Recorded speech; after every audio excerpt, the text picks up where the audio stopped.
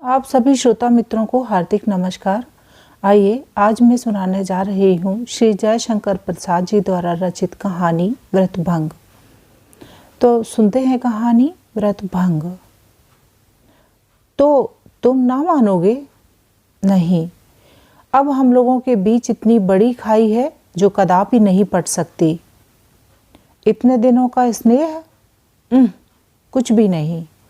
उस दिन की बात आजीवन भुलाई नहीं जा सकती। नंदन, अब मेरे लिए तुम्हारा और तुम्हारे लिए मेरा कोई अस्तित्व नहीं। वह अतीत के स्मरण स्वप्न है, समझे? यदि न्याय नहीं कर सकते तो दया करो मित्र। हम लोग गुरुकुल में, हाँ, मैं जानता हूँ तुम मुझे दरिद्र युवक समझ मेरे ऊपर कृपा रखते थे, किंतु उसमें कितना तीक्ष्ण अपमान था उसका मुझे अब अनुभव हुआ। उस ब्राह्म बेला में जब उषा का अरुण आलोक भागीरथी की लहरों के साथ तरल होता रहता, हम लोग कितने अनुराग से करने जाते थे। सच कहना, क्या वैसी मधुरिमा हम लोगों के स्वच्छ हृदयों में न थी? रही होगी, पर अब उस मर्मघाती अपमान के बाद मैं खड़ा रह गया। तुम स्वर्ण रथ पर चढ़कर चले गए, एक बार भी नहीं पूछा। तुम कदाचित जानते होगे नंदन कि कंगाल के मन में प्रलोभनों के प्रति कितना विद्वेष है, क्योंकि वह उससे सदैव छल करता है, ठुकराता है। मैं अपनी उस बात को दोहराता हूँ कि हम लोगों का अब उस रूप में कोई अस्तित्व नहीं। वही सही कपिंजल, हम लोगों का पूर्व अस्तित्व कुछ नहीं, तो क्या हम लोग वैसे ही निर्मल होकर एक नवीन मैत्री के लिए हाथ नहीं बढ़ा सकते? मैं आज प्रार्थी हूँ। मैं उस प्रार्थना की उपेक्षा करता हूँ। तुम्हारे पास ऐश्वर्य का दर्प है तो अकिंचनता उससे कहीं अधिक गर्व रखती है। तुम बहुत कटु हो गए हो इस समय। अच्छा, फिर कभी, ना अभी ना फिर कभी, मैं दरिद्रता को ही दिखला दूंगा कि मैं क्या हूँ। इस पाखंडी संसार में भूखा रहूंगा, परंतु किसी के सामने सिर न झुकाऊंगा। हो सकेगा तो संसार को बाध्य करूंगा झुकने के लिए। कपिंजल चला गया। नंदन हत बुद्धि होकर लौट गया। उस रात को उसे नींद न आई। उक्त घटना को बरसों बीत गए। पाटलिपुत्र के धन कुबेर कलश का कुमार नंदन धीरे धीरे उस घटना को भूल चला। ऐश्वर्य का मदिरा विलास किसे स्थिर रहने देता है। उसने यौवन के संसार में बड़ी बड़ी आशाएं लेकर पदार्पण किया था। नंदन तब भी मित्र से वंचित होकर जीवन को अधिक चतुर न बना सका। राधा, तू भी कैसी पगली है।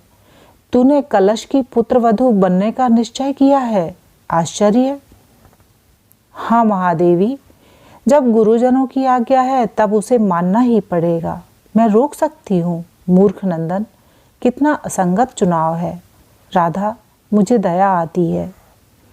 किसी अन्य प्रकार से गुरुजनों की इच्छा को टाल देना यह मेरी धारणा के प्रतिकूल है। महादेवी, नंदन की मूर्खता सरलता का सत्य रूप है। मुझे वह अरुचि का नहीं। मैं उस निर्मल हृदय की देख रेख कर सकूं तो यह मेरे मनोरंजन का ही विषय होगा। मगध की महादेवी ने हंसी से कुमारी के इस साहस का अभिनंदन करते हुए कहा, तेरी जैसी इच्छा तू स्वयं भोगेगी। माधवी कुंज से वह विरक्त होकर उठ गई। उन्हें राधा पर कन्या के समान ही स्नेह था। दिन स्थिर हो चुका था। स्वयं मगध नरेश की उपस्थिति में महाश्रेष्ठी धनंजय की कन्या का ब्याह कलश के पुत्र से हो गया। वह अद्भुत समारोह था। रत्नों के आभूषण तथा स्वर्ण पात्रों के अतिरिक्त मगध सम्राट ने राधा की प्रिय वस्तु अमूल्य मणि निर्मित दीपाधार भी दहेज में दे दिया। उस उत्सव की बड़ाई पान भोजन आमोद का विभवशाली चारु चयन कुसुमपुर के नागरिकों को बहुत दिनों तक गल्प करने का एक प्रधान उपकरण था। राधा कलश की पुत्र वधू हुई।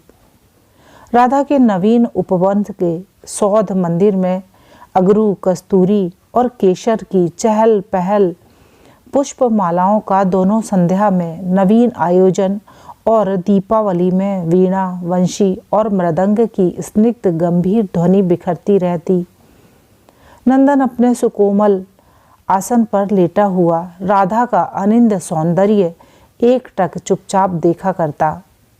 उस सुसज्जित कोष्ठ में मणि निर्मित दीपाघर की यंत्रमयी नर्तकी अपने नूपुरों की झनकार से नंदन और राधा के लिए एक क्रीड़ा और कुतूहल का सृजन करती रहती। नंदन कभी राधा के खिसकते हुए उत्तरीय को संभाल देता। राधा हंसकर कहती, बड़ा कष्ट हुआ।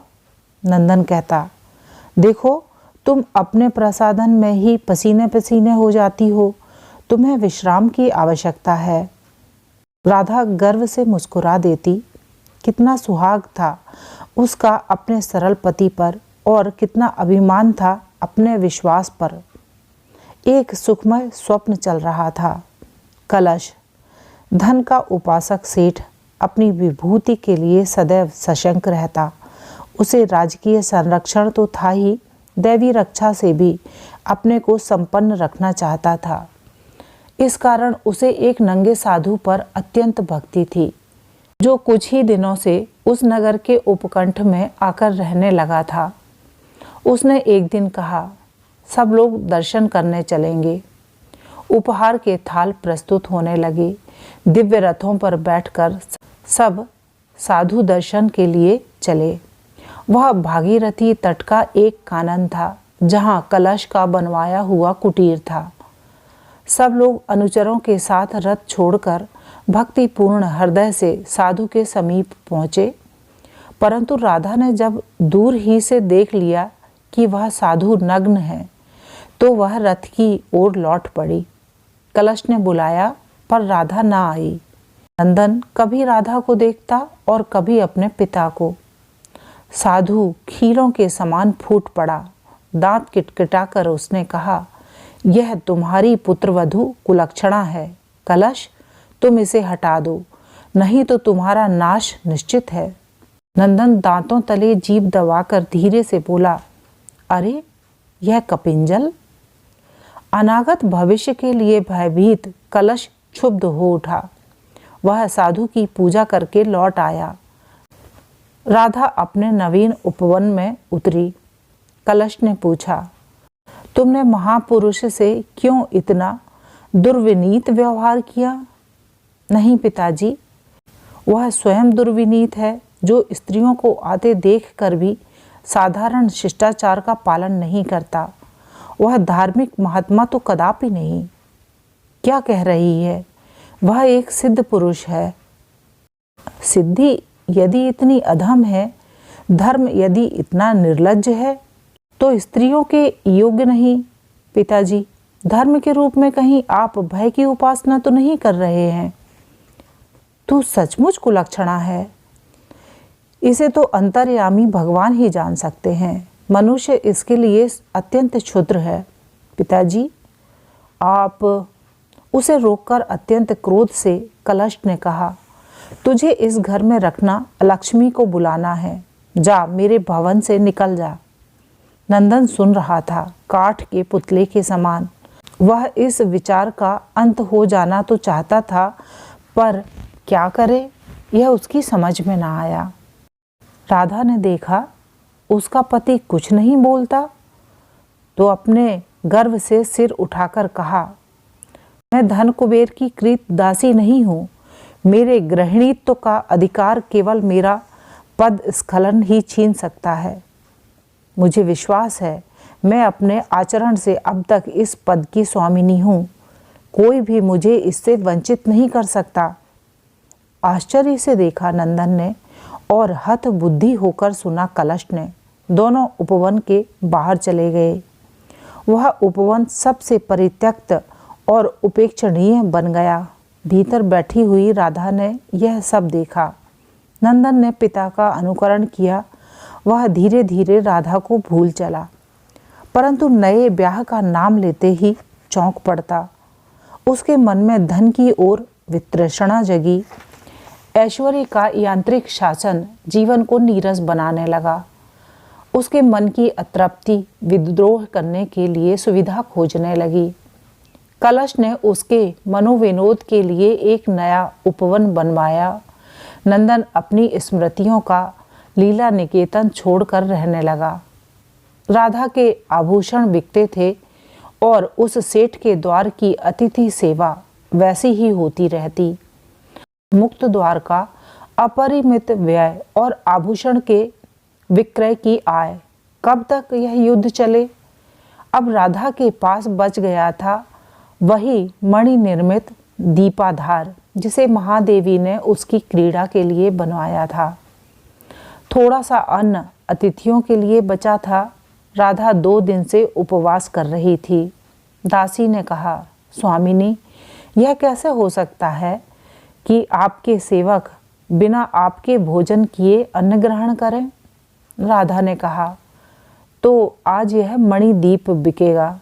दासी उसे ले आई।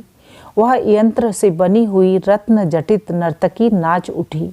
उसके नूपुर की झंकार उस दरिद्र भवन में गूंजने लगी। राधा हंसी।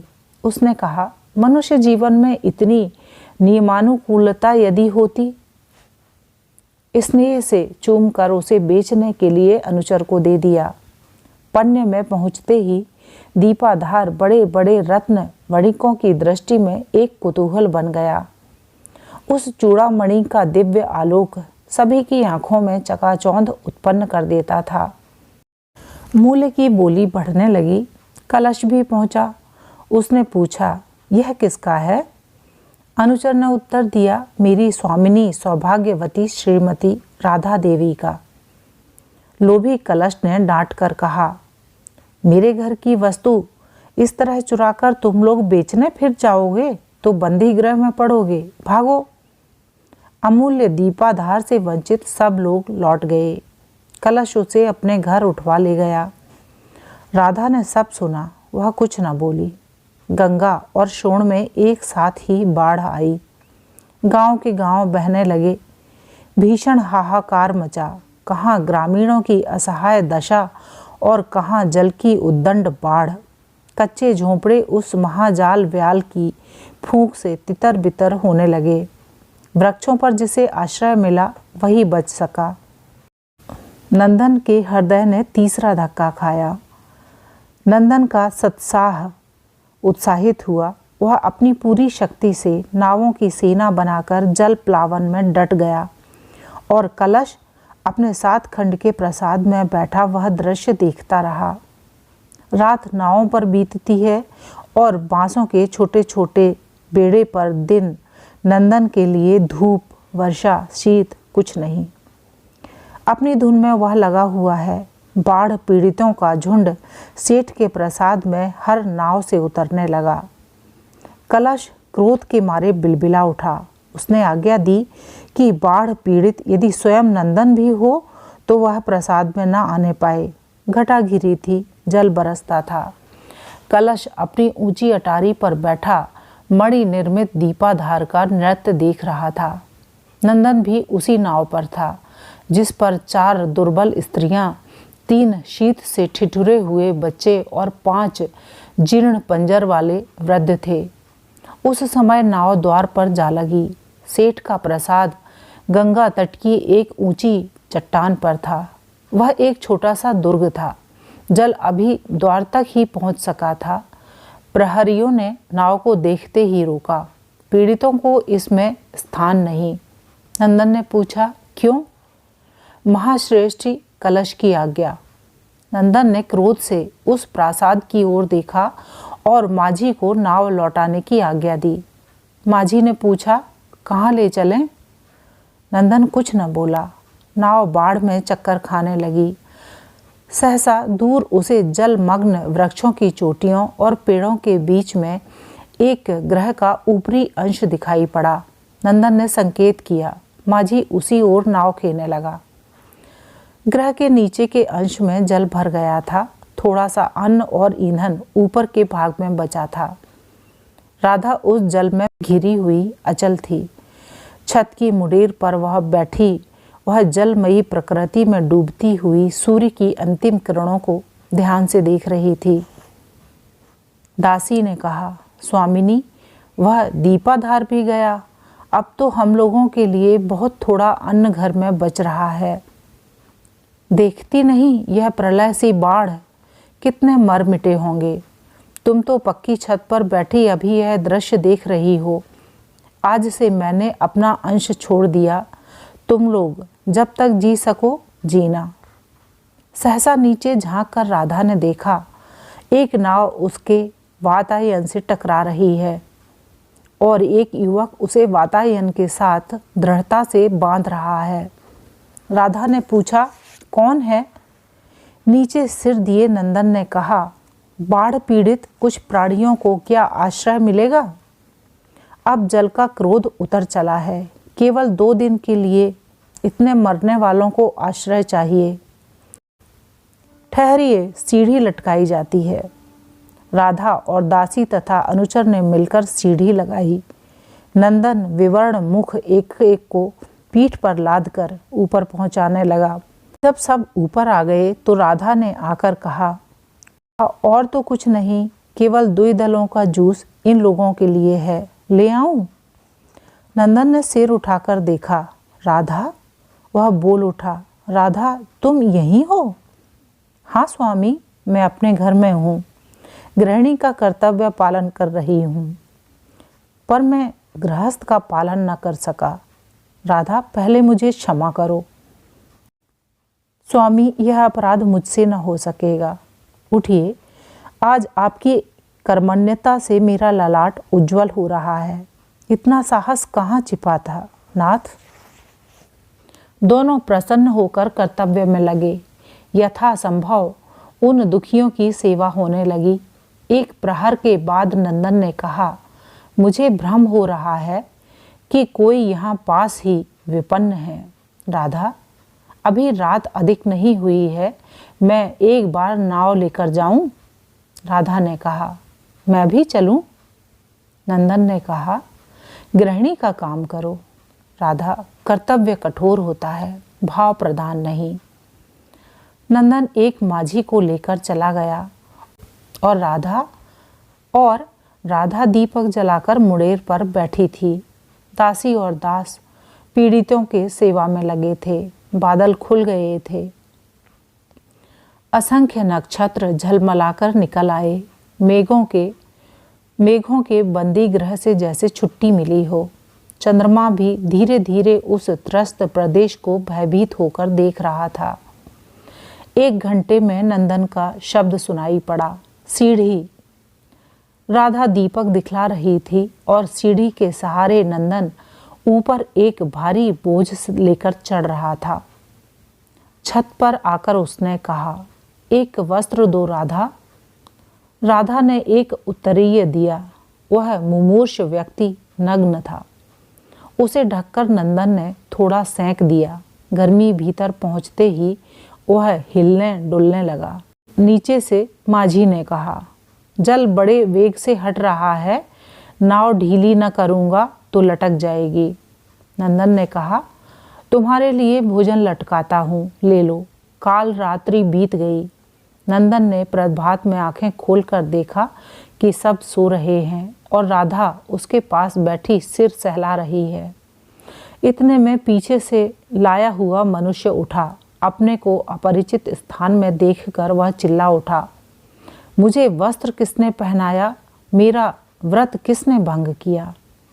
नंदन ने हंसकर कहा, कपिंजल, यह राधा का ग्रह है, तुम्हें उसकी आज्ञानुसार यहाँ रहना होगा। छोड़ो पागलपन, चलो। बहुत से प्राणी हम लोगों की सहायता के अधिकारी हैं। कपिंजल ने कहा, सो कैसे हो सकता है? तुम्हारा हमारा संग असंभव है।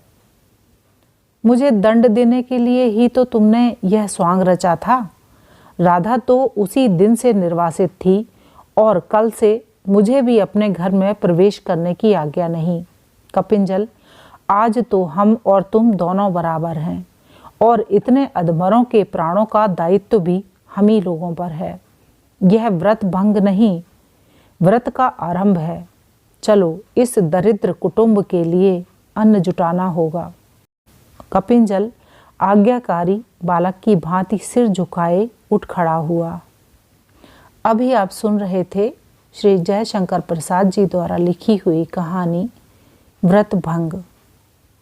धन्यवाद। नमस्कार।